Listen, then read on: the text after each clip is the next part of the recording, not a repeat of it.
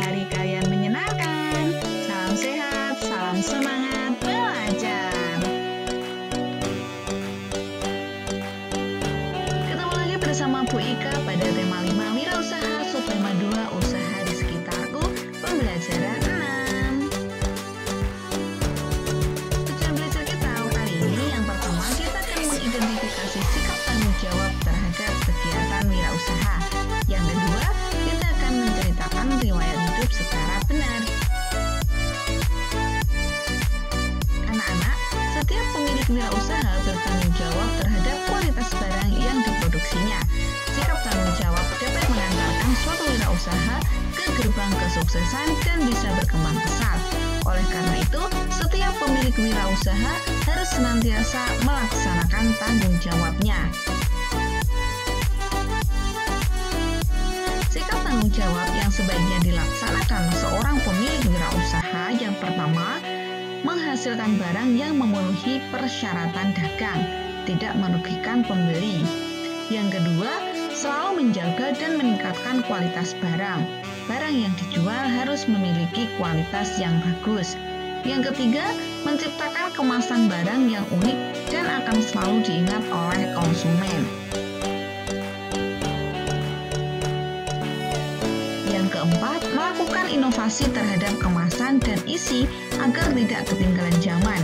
Yang ketiga, menjaga kelestarian sumber daya alam agar dapat senantiasa menggunakan sebagai bahan baku. Yang keenam, mengurangi pengangguran dengan memberdayakan warga sekitar untuk bekerja dalam usahanya. Jadi, perekrutan tenaga kerja kamu ambil dari orang-orang yang tinggal di sekitar rumah kalian. Dan yang terakhir, menjaga kelestarian lingkungan dengan tidak membuang limbah sembarangan. Misalnya kamu memiliki wirausaha pabrik tahu, maka limbahnya harus kamu jaga agar lingkungan sekitar atau tetangga-tetangga kalian tidak merasakan bau yang kurang sedap, sehingga bisnis kalian atau wirausaha kalian didukung oleh masyarakat sekitar. Anak-anak, setiap orang dapat melakukan kegiatan wirausaha, begitu juga dengan kalian. Jika kelak kamu memiliki kegiatan wirausaha, bagaimana bentuk rasa tanggung jawabmu? Berikut ada sekilas permasalahan sebagai berikut. Ayah Fitri membuka sebuah kedai kopi. Dalam penjualannya, Ayah Fitri menyajikan kopi dalam bentuk bijian dan juga kemasan siap minum. Ayah Fitri mengemas kopinya seperti gambar di bawah. Pertanyaannya, bagaimana bentuk tanggung jawab ayah terhadap kelestarian lingkungan dengan menggunakan kemasan tersebut? Nah, bentuk tanggung jawab ayah karena kemasannya itu terbentuk plastik, maka harus menjaga lingkungan agar terbebas dari sampah plastik sebagai pengguna kemasan yang digunakan. Kemudian karena dari kertas, maka ayah juga harus bertanggung jawab untuk kemasannya supaya aman. Nanti kopinya itu aman. Kalau di kertas apakah lebih aman dari beberapa hari? Gitu. Kemudian untuk kelestarian lingkungan sumber daya alam, maka ayah harus menjaga kelestarian tanaman kopi sehingga bisnis kopinya atau wirausaha kopinya bisa berjalan terus ke depan. Yang kedua, apa bentuk usaha yang dilakukan Ayah Fitri agar kedai kopinya berkembang pesat? Kalau jawaban nomor 2 itu adalah permasalahan soal pengiklanan atau promosi supaya konsumen atau pembeli berminat untuk mencicipi atau mengkonsumsi kopi buatan Ayah Fitri. Kalau kemasannya seperti itu kurang menarik ya anak-anak, terlihat polos. Jadi mungkin Ayah Fitri harus mengkreasikan atau menginovasi kemasan, kemudian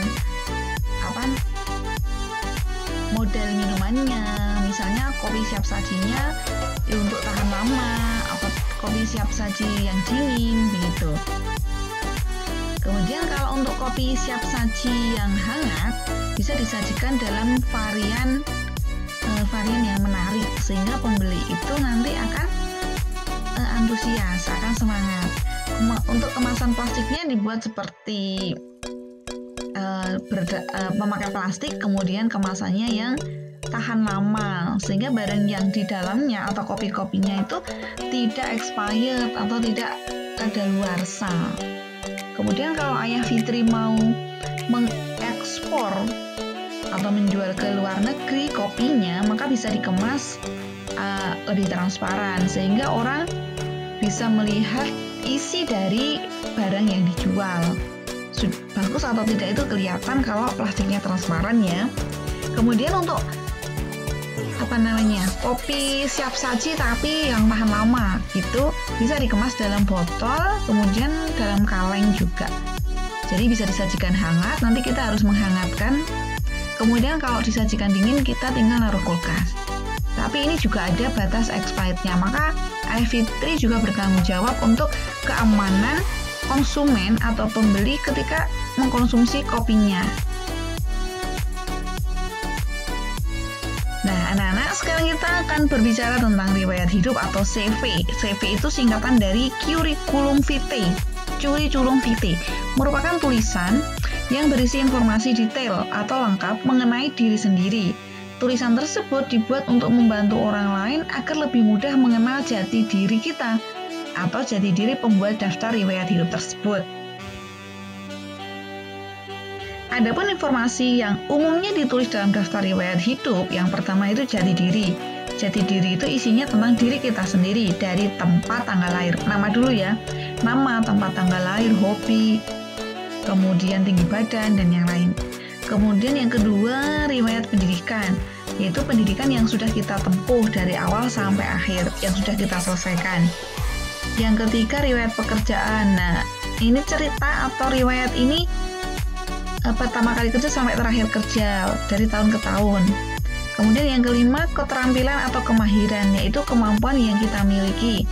Yang keenam, prestasi yang pernah diraih. Prestasi apa atau penghargaan apa yang pernah kita raih sebelum menulis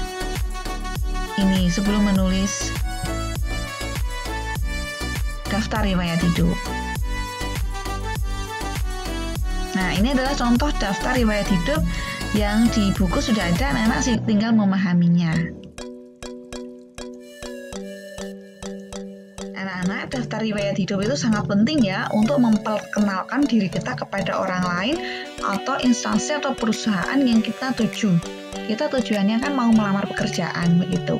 Daftar riwayat hidup bisa dikatakan sebagai dokumen untuk apa? Untuk mempromosikan diri kita kepada orang lain agar orang lain itu tahu siapa kita atau instansi, sehingga dalam penulisannya harus menyajikan data yang benar-benar nyata.